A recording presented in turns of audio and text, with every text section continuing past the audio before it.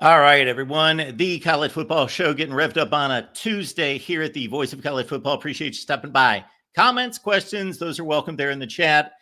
And after we have our great conversation with Big Game James Coleman, we will open up the lines to talk to you. But we will start out the show with, again, James Coleman stopping by, talk some Florida State football with us last week. This time I want to nail him down on just his thoughts about this House settlement and how that may play out for college football players in particular, and anything else James wants to add. And again, keep in mind that after this show, you can follow me on the Iowa show, Corey Brad and myself, with the Hawkeyes live show at 5:30 Eastern. Here we go. James Coleman stopping by to talk the settlement. James, how you doing today? I'm doing good, man. Doing good. How about yourself? I'm good. Great to see you. And as I've told you a number of times, and I think it even applies even more so to this situation, we got a guy in you where you played the game at a high level. So this is a Florida State Bobby Bowden disciple, 2002 to 2005, playing fullback. Then he's a media guy. And now even on top of that, you working with through NIL collectives, you working with young men trying to navigate all that. So you got every angle covered here for the most part. So in terms of this settlement, it just seems to, if we have a very narrow-minded view on this and all we see are dollar signs, it just seems to solve all the problems for the student athlete. They got it made. They're going to make a ton of money. And that's kind of the bottom line for a lot of people and a lot of fans out there.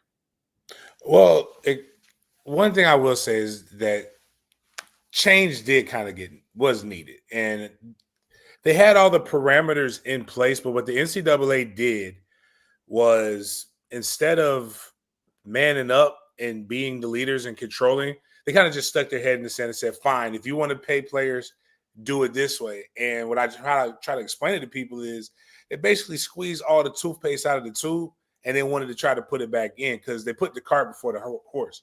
They should have – name, image, and likeness should have probably been the secondary thing, and they probably should have done what the government forced them to do. But as a history major, one of the things I love about America, good, bad, and the ugly, nothing is ever done seemingly like just for the right things. You kind of have to litigate it, or something has to be fought, and then they kind of put the parameters in place.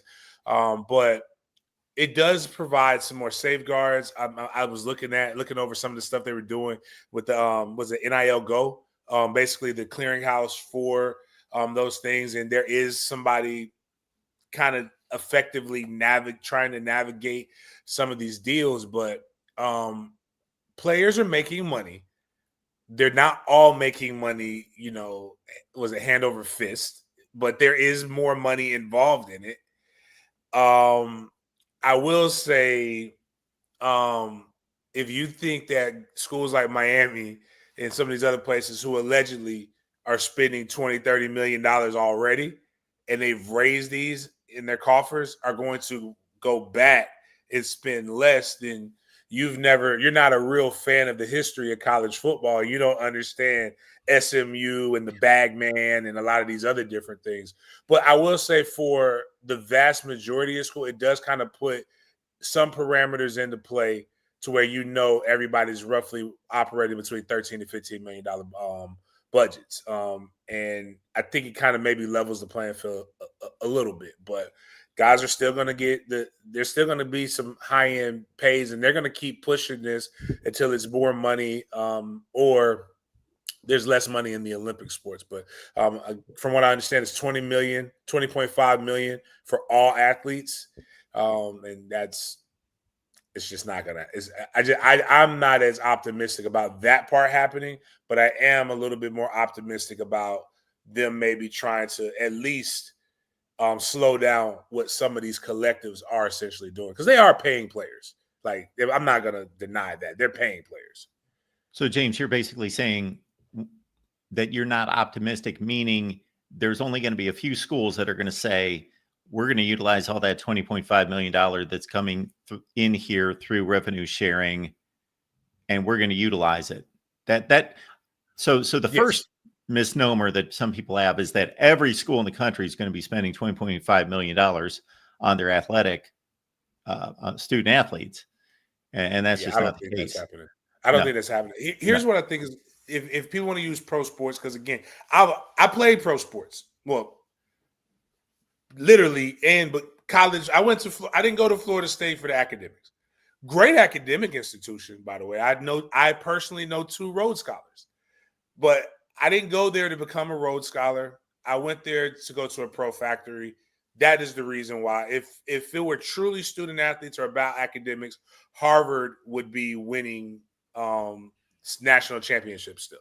And there are no real the rules that are broken in a lot of this aren't legal. They're civil, which is legal, but it's not like criminal. You know what I'm saying? Like, so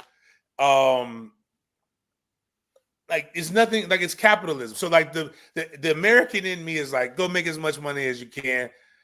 The purist in me gets what everybody else is saying, but like I already know that the only punishment they'll have is if you don't do what we say, we'll kick you out of NCAA, which I don't think the SEC really cares or the Big Ten really cares. Hell, they'd rather just play each other anyway. That's why everybody wants to join there. So there is a moot point. But what I was saying with as far as I think what it's doing is not a salary cap as much as it's a salary floor.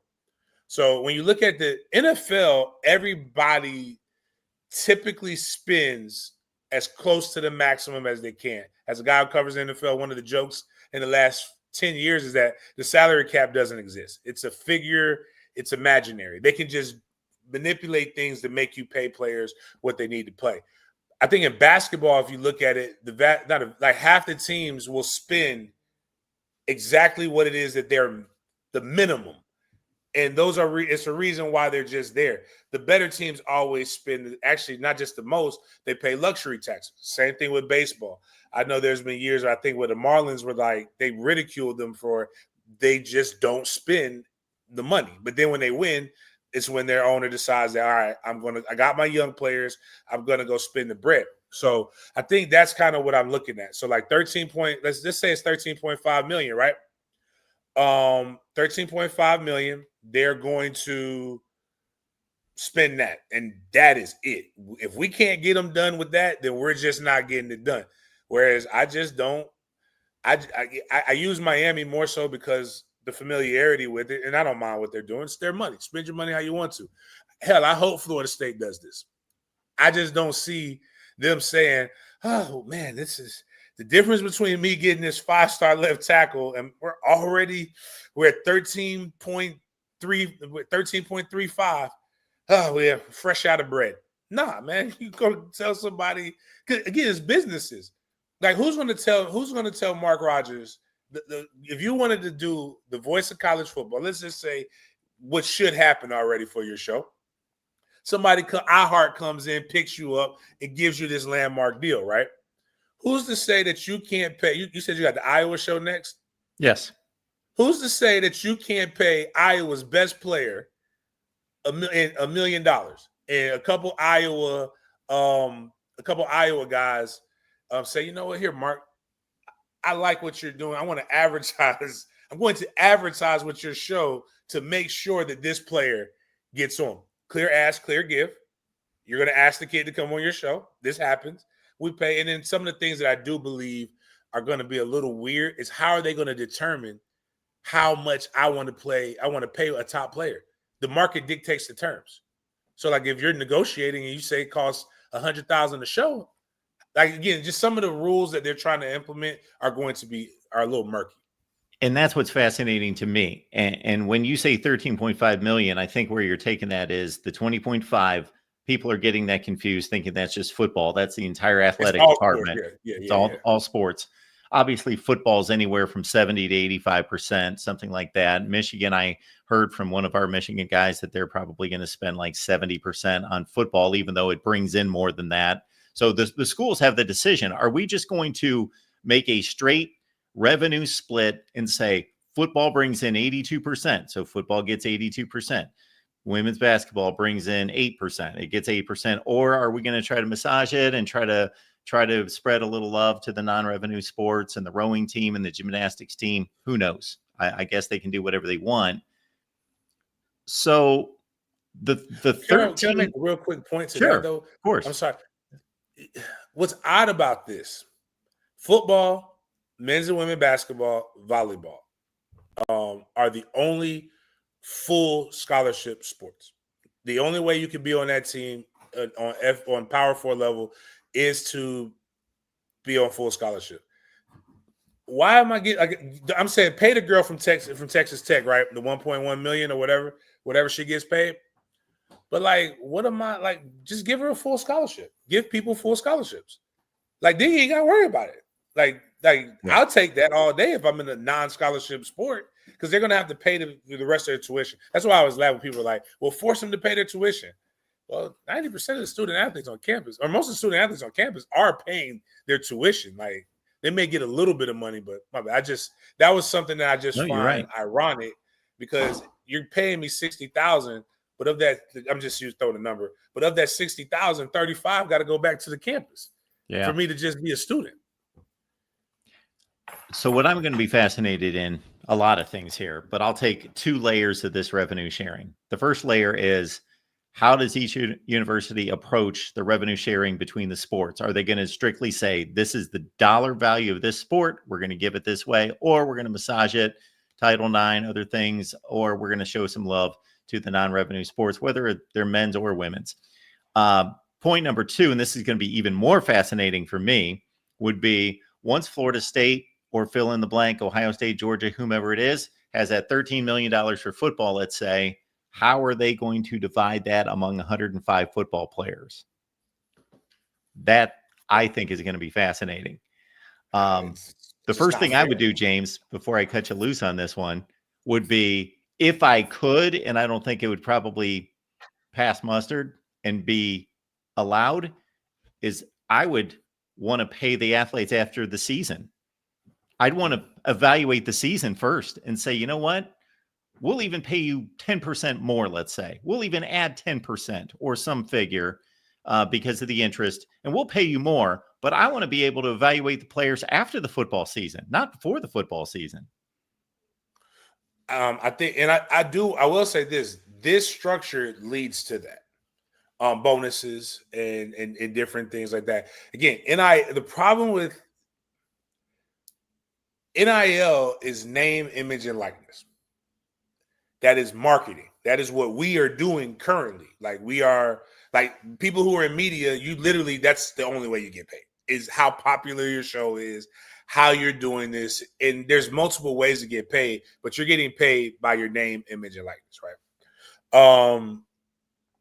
This is more of a salary company base, so you do have control over how things are done. So you can pay for the, like, now I will say this kind of it leads to an interesting dynamic of how they get paid the checks. Current structure for a lot of collectives are they put you on the 10 to 12 count. There's 20 to 24 payments that they'll give you. So like, how would you? So now you only want, now, which helps because it spreads it out. But are you going to pay me 13? Am I going to get not 13, 12 guaranteed checks like the NFL? And then once we get done with that, are you going to pay me to play in bonus games? And how are you going to structure that? Are you going to structure that similar to how the NFL does, where it's not your per check, it's just everybody in the playoffs gets this amount of money for that. So like there are things that kind of come into play that I think kind of make it a little bit hairy on that. But also I'm looking at the lawsuits 10 to 20 years down the road because I know exactly where my neck injury came from. I know what play. And you know, I never got workman's compensation.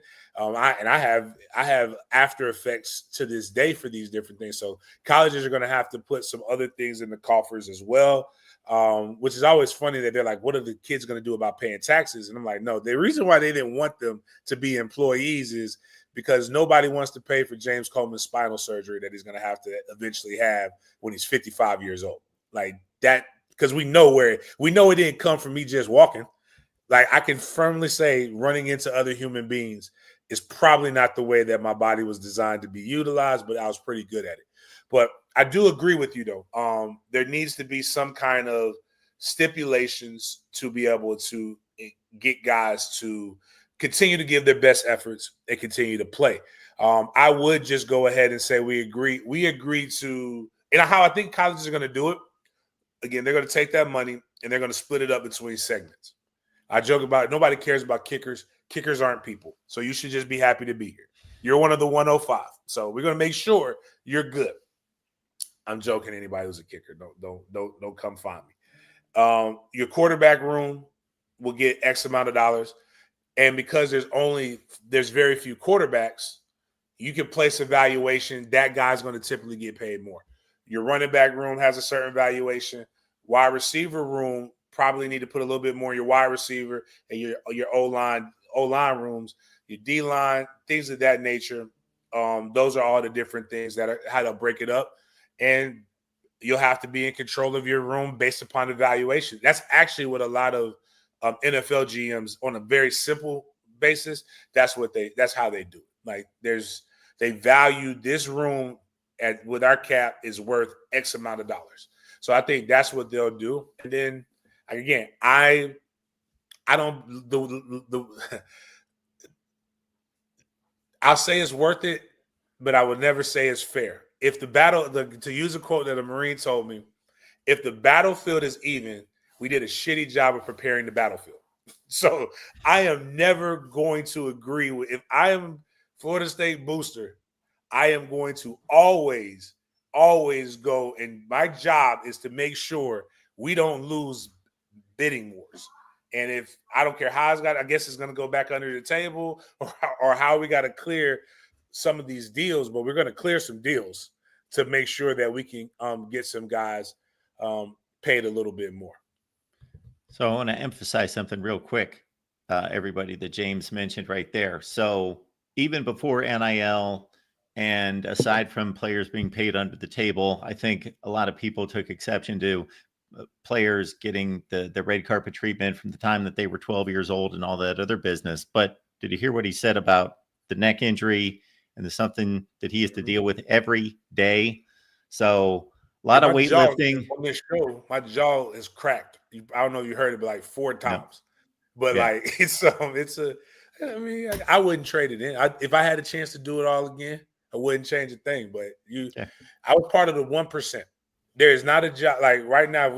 I'm speaking this over you, Mark, because I love you, man. I like you. You're going to be one of the 1% of all pods and sports people. Again, you are the voice of college football. If you're one of the 1%, you know what you're getting paid? Pat McAfee money. Pat McAfee deserves to get paid the money that he gets paid. He runs a very good show. Regardless of if people like him or not, they're talking about him. Football players, college athletes in general, are part of the 1% of the population that plays that sport. If you're one of the top 1% of dentists, you're a multimillionaire. If you're the top 1% of nail technicians, you're probably a multimillionaire. Chutes and ladders players, you're probably making a lot of money. So, like, I always want people to think they ain't giving nothing. Like, you're really good if you're on that level. It's the marketplace. That's a society we live in, and most of us enjoy it for the most part. Supply and demand. That's what it is. There's a high demand for entertainment and football in particular. So that's what it is. You made another comment, James, in terms of the capitalist in you versus the purist in you. And this is where I divided. And we're never going to go back to this point because we get the $20.5 million out there for the athletes. But my divide would be, in a perfect world, or my perfect world, would be the athlete gets a scholarship that's worth what, anywhere between $40,000 and $100,000 a year, something like that. And they get all the benefits of the training tables, eat like a king, workout rooms that are the best in America, all those things. And then the NIL has no cap on it. That doesn't mean it's not regulated, it's not vetted, and so forth. But the collectives, I don't think there's anything wrong with any rich oil man, any booster, any collective group that wants to go out there and take $5 from every fan that wants to give it, collecting the money and then giving it to the athletes. And it's almost like this is the payroll and the salary cap on the pro level, and this is the endorsements on the pro level that are NIL on the collegiate level. And I don't think that I hear this all the time from people that get disgruntled about the numbers that they see. And they're like, we need to put a cap on that. We need to put a cap on that. Put a cap on corporations and billionaires' ability to give. Why? They should be able to do whatever they want with their money.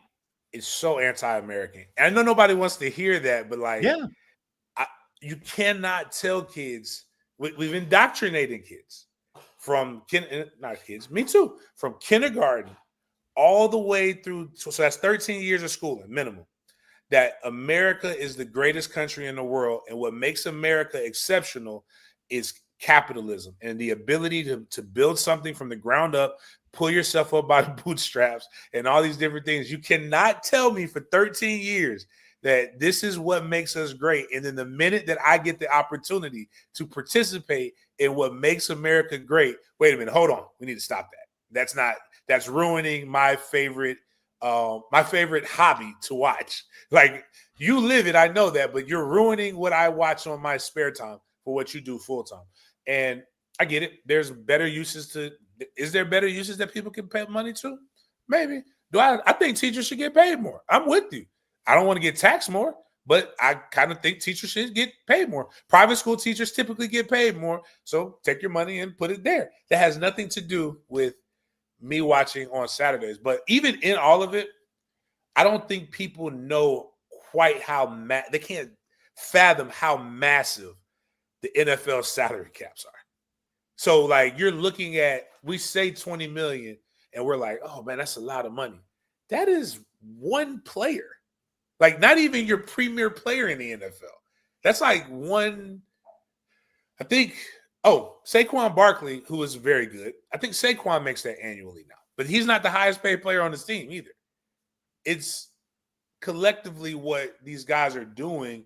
It is that. And it's an opportunity for them to make not generational wealth, but good money. But I would say the only thing that I would like them to do, Mark, is put in safeguards to help protect the young men from themselves. And I don't mean controlling how they're spending. What I mean is the entire reason why you go to college, why you do any kind of other education, is so that you as a man or a woman can take care of yourself as an adult. That means you get a college degree so that you can go get a better job in the workplace. You network, you make all these different things.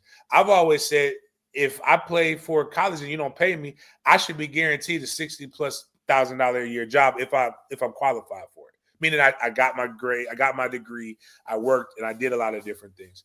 But take care of them. Like, let them, if I could get back, I should be able to see a doctor as long as I get back to Tallahassee for my time that I put in at Florida State. I should be, they can say it's on Tuesdays. They have a general practitioner that comes in there. I should be able to go check that out. The NFL has something similar to that. I should be able to get something I saw with the MLB. I didn't even realize this, but if you meet like there's a requirement of how many years you got to play, you get like a ticket. You can go watch any baseball game that you want to watch as long as they have space for it. I think that's a very unique thing that you should be able to give these guys.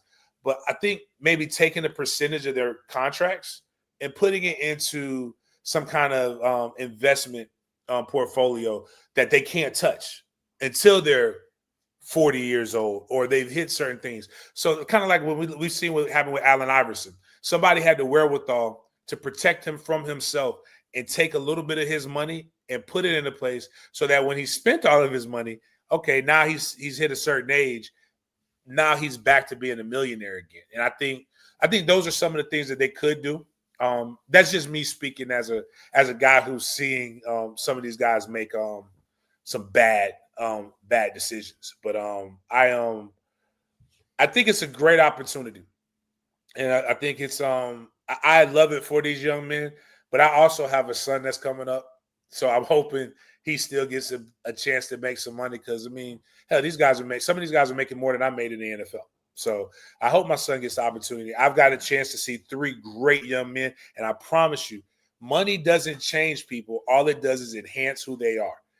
Jamie French at Texas is making bank right now, and I love it for him. I can pick up the phone. When I picked up the phone, I called him. Hey, coach, what's going on, man? How you doing? Oh, that made me feel so good. Because again, he make way more than I make. Definitely more than I make coaching. Because my coaching stipend is trash. But he picked up that phone, and I'm still coaching him. Same thing with Tramel Jones and Drake Stubbs, who are both at the University of Florida. They drove their nice little fancy cars, came on over here, saw me. Big smiles, just great kids, great well. If they were terrible people before money, they're going to be terrible people with money. It's not going to change it. If they're good people with money, more than likely they're still going to be good people and still going to listen. So I don't see it changing anything in these kids at all. Totally agree with that. And unfortunately, when you've got a lot of money and you started out as not such a great person, then you can hurt a lot of people. But then you can help a lot of people if your heart's in the right place and you got a lot of money in your hands. So that's the good side of that. Yeah, when we look at the situation involving transfer portal and as it relates to this as well. So my thought on this was no college football fan likes the transfer portal. Hardly any like the transfer portal because we like to be able to watch Monday Night Football and see, okay, our favorite player always played for our favorite team and they didn't go to 3 different schools. And that we take pride in that. And that's obviously dissipated to basically nothing at this point. So my thought on that, James, is that while these players should have freedom of choice, I certainly don't like what we're seeing that's really expedited in the last couple off seasons is these players will play for one team through December. Then they'll go transfer to another school. They'll barely hit the practice field, maybe not for spring practice. Then they'll transfer again, and they never played for the middle team, and they go play for somebody else, a third team, the next year. So I guess a good byproduct out of this is whether they officially become professional athletes and they're unionized or not. Maybe we can tie them to a contract at least to keep them on the same team for maybe not their entire careers, but where they're not just constantly jumping all over the place. I don't like the jumping all over the place. Because it's also messed up. One of the purest thing in college football is the idiotic hate that we have for people who wear other colors. I love it though. It's one of the best things. I participate in it. I don't like Florida. And I won't like Florida. My son can go to any school in the world. My sons can go wherever they want to go. But if they go to one school, they lose their inheritance. I will only watch them play live two times, and that would be in Tallahassee. And I love it. But here's the problem: is it's not. Bobby used to say it's not the kids that have changed; it's the adults. And I'm not mad at coaches for doing this because they have to have upward mobility. And you want to be a head coach, you want to make as much money. Coaches come and go way too often, way too fast. And I don't think you should leave with your position coach. But if your head coach is fired or your head coach leaves, I get why you wouldn't want to be a part of that school anymore. I think you should get one transfer unless you transfer down. And the only other way you can leave after that is if your coach is fired or your coach takes another job. I really think that would change a lot of it. But I always want to tell people as a coach, the way I found out about the transfer portal was in 2018 through coaches. And I will always be pro player on this, and I will always stress this to people. At the end of the season, there's this thing called exit interviews. And at the end of spring, there's this thing called exit interviews. And those exit interviews are always right before the portal window opens. So a lot of people aren't leaving because they're afraid of competition. A lot of people are being asked to not come back. And that's the real truth of the matter. And what happened was what really exacerbated this problem was during COVID, a couple of things. Extending the COVID, giving everybody an extra year. This mess that they're doing with junior college players, that's not helping the situation by giving them basically 3 free years. So like you can play football forever now. Like at a certain point, hey man, go get your CDL license or go work for FedEx or UPS. 99% of us go pro in something other than our sports. but that didn't help. But there was a lot of kids who got rankings and evaluated improperly. And you could not, and so coaches couldn't go see these high school games. So a lot of coaches made mistakes and they're doubling down on the mistakes, and the evaluation is still crappy. There are kids who are in 105 scholarships ain't going to help it either. There are kids who are going to Power 4 schools that probably should be at FCS. And that's just the truth of the matter. Like they took a gamble on them measurables, and those kids' game didn't match it. And those people are refusing to go down, to be bounce backs, because they're used to the perks of playing at big schools. So, but I do think even with that, if coaches really didn't like that, they would evaluate look at how many some of these high schools how many high schools some of these kids go to. Like there's kids who've gone. There's it's not Tank. Dadgummit. He started at Georgia, went to USC. He's a D tackle. Bear Alexander. Bear Alexander ain't been at the same school since he was in 8th grade. I'm not saying you judge a book by its cover, but the content kind of told me he's probably not going to be the most loyal when it's whether it's his parents or it's the kid. Something about that is telling me that this is a kid that I probably shouldn't bring in, because I don't think he's going to finish here. I think he committed to like 5 schools too during the whole process. So I'm not going to take the coaches off the hook, but they get paid like even my guy get paid $10 million, bro. You got to figure it out. Like you got to do a better job of evaluating. So my guy, I can't think of his last name. Tight end. He was a 5-star. Went to LSU. Eric Gilbert, right? Eric Gilbert. Eric with an A. Eric. Yep. Yeah. Signed with LSU. Went to Georgia. Went to Florida. One of those deals I just talked about. Never played for Florida. Just showed on campus for 3 weeks and then took off. And then he went to Nebraska. Then he did something crazy there. And I don't know where he is now, but he's only about 22 years old. I don't, that young man. Also, again, like he's an athlete. He don't take the student part very, very seriously. But just again, those are guys who are tremendously gifted. I get why you would want to take a chance on him, but man, like he's showing you all. It's other signs. Like this is me being a high school coach. When I talk to people, I'm like, that's what you see. Like sometimes, and I would never name a name, but there's a kid that I coach that I would tell the school, hey man, he's tremendously gifted, but he's a little different. But coaches don't sometimes listen to that. They treat it like your friend at the bar that's had a couple drinks and the pretty girls hollering at him. All they see is 6'4", 300 pounds running 4'7". They're not seeing the fact that she might have 5 kids from 6 different dads, or that she got a little twitch in the eye. She might be crazy and she's talking to herself. Like they don't see that part. They just see the beautifulness, and they're like, I'm going to make this person better. And the problem is that sometimes that doesn't. Sometimes it works. More often than not, it doesn't. And again, as a teammate, I've seen some really crazy people. Like I've seen some really crazy.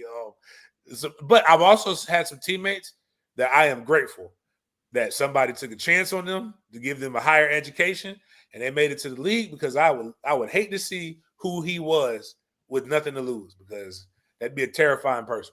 And I think the other thing that factors into that, and you can correct me if I'm wrong, is that most coaches have big egos. So they're the one that can get that talent out of them and fix them and make them fly right.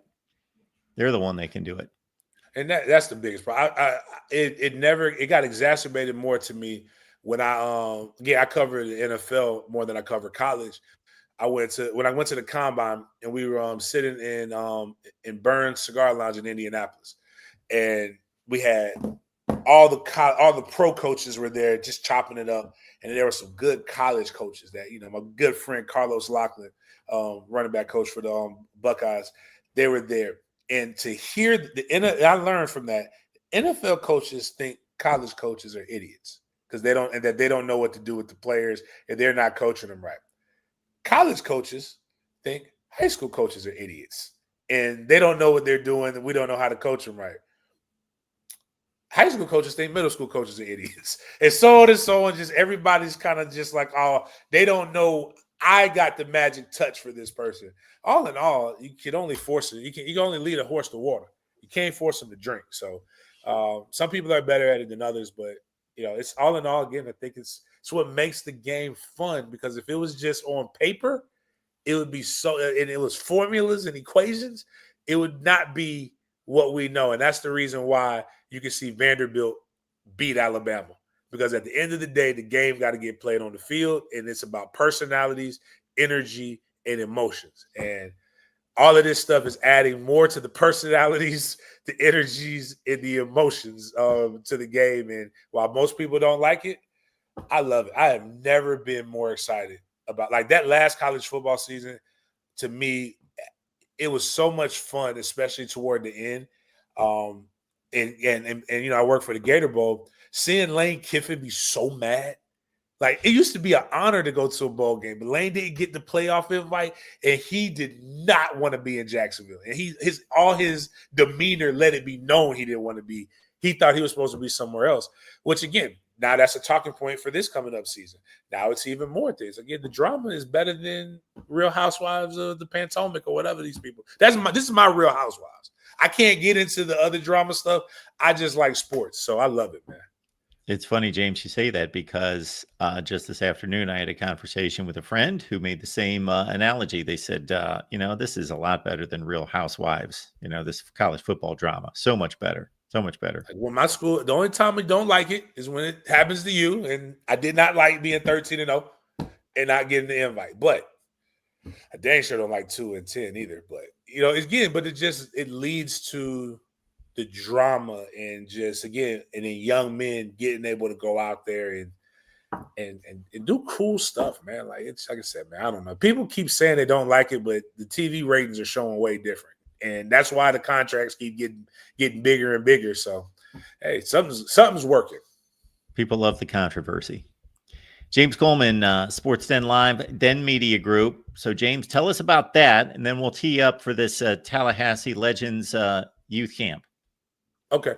We just Den Media Group. If you want to, again, some of you guys might not like it, but if you want to hear a different vantage point and still having like good debate about what's going on with sports, I'm not no hot take guy. We're not just coming in there. We're not bantering back and forth. We're just trying to have educated discussions and get in detail about some of the things that go on in sports. And that's kind of what we do at Den Media Group. I do give analysis of games. If you're a Jaguar fan, I cover the Jags, Florida State, Florida, Miami. We do those different things, but we're obviously talking a lot about the NIL and talk about these other different things, as well as some of the best high school prospects, because I am blessed in what I do to be around some of the best prospects that your schools probably want. One I'm going to talk about, I'm going to milk this relationship for as much as it can get. Great kid, all jokes aside, but this kid, I told you about the phenom, the freshman. I got to send you some video on this kid. Like, Bryson Wright is dang near is Jeremiah Smith 2.0. Anybody who knows Jeremiah Smith, but you get to talk to these guys and you get to walk them through the process. And we have a show like my son has Trey's Take, where he talks about and breaks down some football. Sometimes things don't make sense, so we need a 12-year-old to make sense of it for us. I think I actually enjoy it. The way he takes it from a childlike perspective is better than mine. I'm callous and hardened. He has hope and optimism on some things, but it's a lot of different things on the channel. We want to be comparable to what you have on your channel, Mark. And like I said, you do such a great job with what you do. But like I said, we just try to have fun in sports and talk about it at a high level. And then, even more importantly, you've got so many charitable ventures, and so just take it away in regards to what's up next. So I have a foundation. If you've been around kids enough, you've whispered MFTK under your breath quite a few times, and it means something different in that manner. But we've taken that and made it into Mentors for the Kids Foundation, where I get an opportunity to go into the communities in which I live and give back. And one of the things that I've been blessed to do, I came up in what we call the golden age of football in Tallahassee from about 1999 to about 2003. We put a lot of guys in college, and a lot of us made it to the NFL. And so one of my teammates at Florida State, Pat Watkins, and a young man, Amari Gaynor, who played at Florida State and North Carolina, currently with the Las Vegas Raiders, we're going to do a camp in the neighborhood that I grew up in, Rockbrook over in Tallahassee, Florida, at Lincoln High School. It sold out, which was a cool thing. Did not think that would be possible, especially for washed old guys. But we sold it out. We're doing that. But then we'll also have my community give back weekends in Orlando. I believe it's July 19th. We're doing a book bag drive. July 26th, which is my actual birthday, we do a book bag drive in Tallahassee and a football camp on the 27th. And then we come to Jacksonville on August 2nd and 3rd, a book bag drive and a football camp. And we go into the inner cities or what's considered the bad areas, and we have a great time. We have never had an issue. We're giving back. I love to complain, but the reason why I can complain is because I actually am trying to do something to actively change the environment in which people are talking about. And the way everything is so separated, I promise you, if you don't got a dime to give, come volunteer, and you're going to see that, you know what, you're blessed. You're way more blessed than what a lot of people are. It is going to make you make you so much. It's going to make you feel so much better about your day. I hate this process of it. It's like practice. I hate going through the fundraising process and the break, setting it up. But man, once I get to that, once I give that first book bag, it's like playing a game. It's like once I get that first hit out the way, it made all the hours of practice and banging myself worth it. So I can't. This is my favorite time of the year. Like I said, we're gonna give away. I think we're gonna be at 4,000. The goal is 4,000 bags between all of the places. So it's about 30. If you want to go to mftkfoundation.com, we have Stripe. It's safe. You'll see it. Well, you'll see it on my Twitter because my IG and Facebook are down right now. But you'll see us sharing it. You'll see us give back. Even if you don't give a dime, time, talent, treasure, a retweet would be great. A retweet to me is just as big as giving $36 because now your network sees what we're trying to do here in our communities, and maybe someone in your network can give, or maybe someone in your network needs a book bag. And again, it's 9 weeks. It's 9 weeks of school supplies in that bad boy. We ain't giving away empty book bags, and about a week's worth of groceries. So like they're getting something. You never know. Maybe that takes somebody, that helps somebody. So that's kind of the whole goal. So I appreciate you allowing me to talk about that, though, Mark. Always, James. You will always have time on here to talk football and to talk about anything that's going to help people and help kids, especially. Absolutely. All right, James. Good to see you, man. All right, appreciate you. Thanks, James. Have a good day. Big game, James Coleman. And again, we've had a relationship for quite some time for a lot of good reasons. You can hear right there. Great guy, helps those people that need it, and especially the kids, and a great football analyst. Florida State, 2002 to 2005 under Bobby Bowden. They're playing some fullback for Coach Bowden. Let's check out what all of you have to say. And I know Adam's got something to say about Drew Aller. So I see Super Chat. I see Adam's color. This must be like Adam's soul color. I don't know if he chooses this color. I've given Super Chats at times on other shows a few times, and I don't know that I could select the color. But every time it's Adam, it's this color. And then I know it's going to be something about Adam's favorite all-time player. Thanks for the Super Chat, Adam. I would give Drew Aller a $5 gift certificate to Starbucks, and Dylan Raiola, he gets a free haircut. I wish I would have had a free haircut. It was a good haircut, I think, I hope, but it wasn't free. This egregious settlement rewards the wealthiest schools who in turn will dominate college football. Adam, they already dominate college football. Okay. Adam joined Minnie Hunt on the Coronation Show. I'm sorry, Minnie, I forget the name of it. Monday Therapy. Yes, Monday Therapy. Adam was there last night. So go to Coronation, check out Minnie's conversation with Adam, and then also her conversation with the National Football Foundation president on the Hall of Fame and other topics, I'm sure. I've yet to check that out myself, but I will. I most definitely will. This is the College Football Show. We come your way every Monday through Friday at 4 p.m. Eastern Time. My next stop is with Corey Bratta on the Iowa Show. So Corey and I get together. This is show number 200. So that's just about 4 years. Corey and I have done the Iowa Show on Tuesdays, 5:30 Eastern, 4:30 Central. So that's coming up very soon.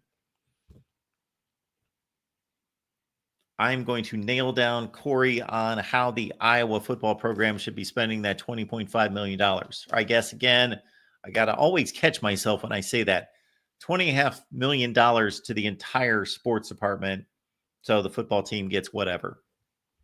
13 million, 16 million, whatever it turns out to be for that particular football program. We do have a few minutes for calls if you would like to call in. No, you can't do that right now. Why not? Because I forgot to put in the call-in line. We come your way for an hour every day, an hour minimum. If you would like for me to hang around for longer than an hour, that's up to you. So support the show, and we may stick around for longer than an hour. But it's a solid hour, Monday through Friday, 4 p.m. Eastern Time. We got the On the Move show coming up on Wednesday night with Leanne Herring. That's at 8:30 Eastern. We take your calls. That's our substitution for a late night call-in show. You get to call Leanne and myself on Wednesday nights, 8:30 Eastern. On the Move. It's a recruiting show, but you can call about anything concerning college football. So how about that? Also want to highlight our VOCFB website. I need to do such a better job of letting all of you know about all of our great initiatives across the network, and this would be run right here. Adam, make sure you're looking at the screen because I am seeing one important security message. Lord.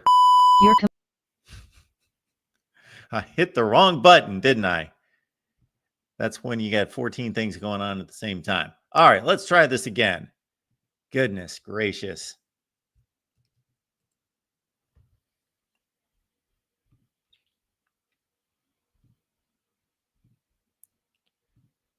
Okay. There he is. One Drew Aller. And more importantly, let's not get fixated on Drew Aller. This is the Voice of College Football website, vocfb.com. Please go and register with us. All you have to do is sign up, and you can join one of the forums and talk college football, and you can trash talk all the time. You don't have to wait for me to fire up a live stream. You can do it all the time concerning your favorite teams or rival teams on the forums tab there at vocfb.com, and check out all this great work from our writers. And actually that article there that features Drew Aller, you may see some comments from me as well.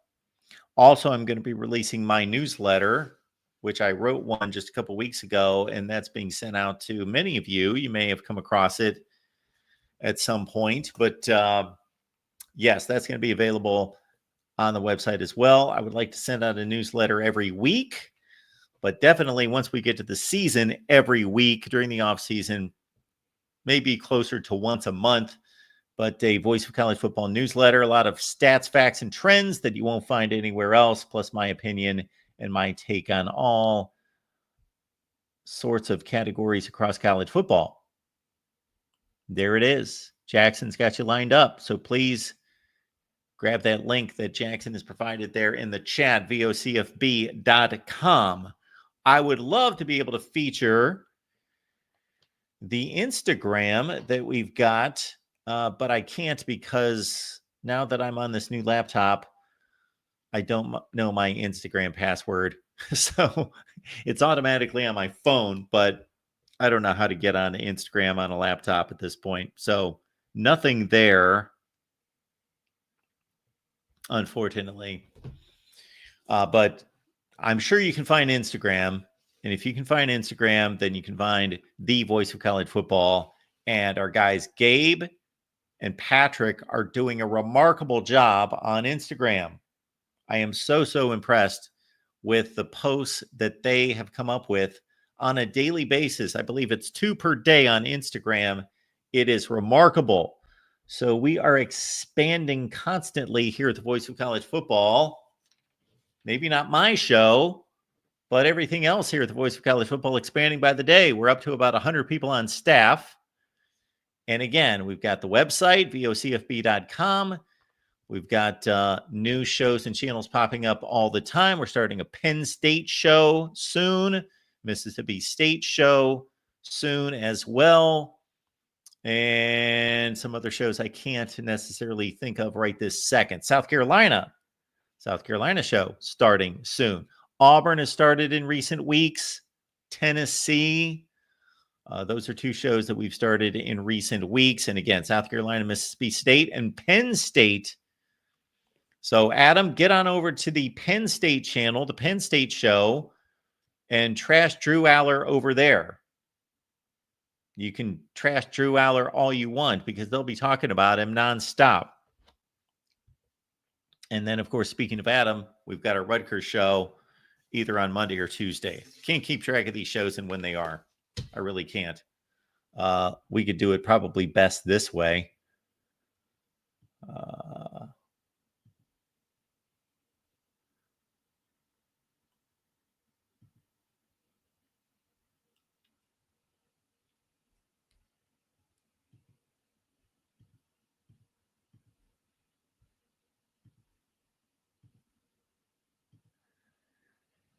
There's your list of shows starting on Sunday. Got the Florida Gators show with the 2 Tylers on Sunday night at 7 Eastern. We got the College Football After Dark show late night on Sunday. Monday, look at that lineup. You see me at 4 p.m. Eastern time. We got Alabama, Missouri, Iowa, Rutgers, LSU, Notre Dame. We got the Sooner Smiths, Chad and Tyranny on the Oklahoma channel at 8 Eastern. Ohio State Primetime Live, Texas, Tennessee, Auburn, Florida State, and USC. Look at all those shows just on Monday. Tuesday, that On the Move show has been moved to Wednesdays. So you got me, you got the Iowa show that we're coming up on with Corey Brada, Nebraska Live with our guys Brian and Justin, Alabama again with, of course, Jackson on Mondays and Thursdays. The Tuesday show with Manny. We got the Biggest 12 show with Clint Foster at 7:30 Eastern. Michigan, Oklahoma, Iowa State, Georgia, Indiana, Texas A&M, North Carolina. That Indiana channel, it's moving, folks. It's moving. Meaning it's moving up the charts. It's gaining subs. Wednesday, we've got the Ohio State Live show featuring yours truly, Ole Miss Live. We got our show here. Miami, West Virginia, South Carolina starts this week or maybe next week. Starting soon, Illinois. Of course, the Clemson show with our guys Edward and Jordan Bowman. USC.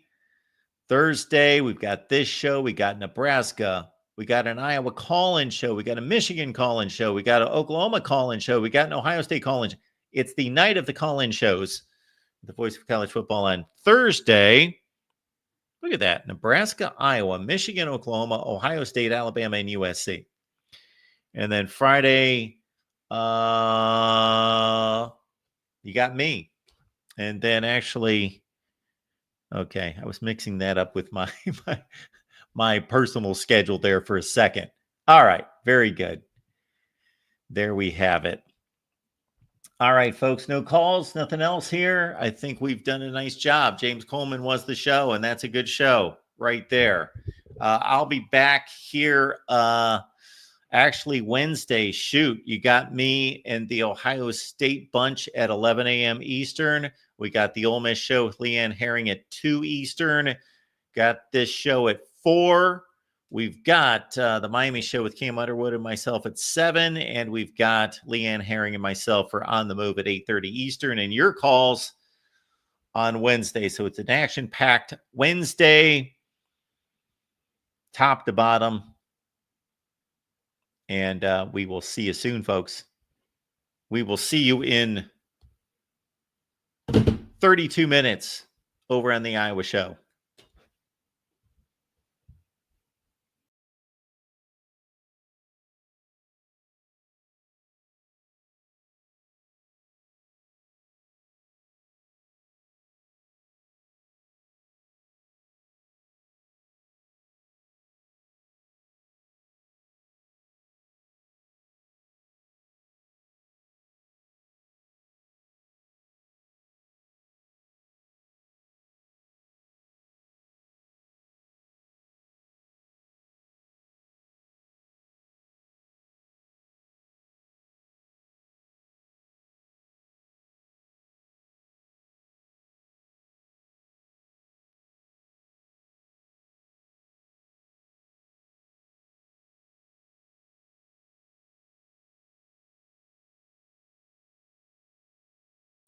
I know I'm on mute. Oh, Isaac, yes. I don't know at what point you joined us there, but that's an interesting question that I've answered several times, but we will answer that at another time. But I do appreciate that you're interested, but now is not the time and place. But thank you for that. We will answer that question at some point again. And also, I want to clarify something. Watch Party, we just have to find a day and time for the 2021 Michigan-Ohio State Watch Party. And the plan for the watch parties is going to be that we watch an old game during the off season once a month for members. So you members, here's a big bonus, big benefit here. We get together once a month and we watch an old college football game by your choice. And again, the next couple of weeks, it's going to be the 2021 Ohio State-Michigan game. And then once we get to the season, we will rewatch current games. So let's say the best game of the week was, I don't know, Michigan fans, what do you think? Nebraska upsets Michigan. How about that one? Nebraska upsets Michigan, and that's our game of the week. And we'll take it in maybe on I don't know when we're going to squeeze that in. Like a Monday night would be a good night for that, probably. Monday night watch parties. I like it. Right here at the Voice of College Football. See you in a few.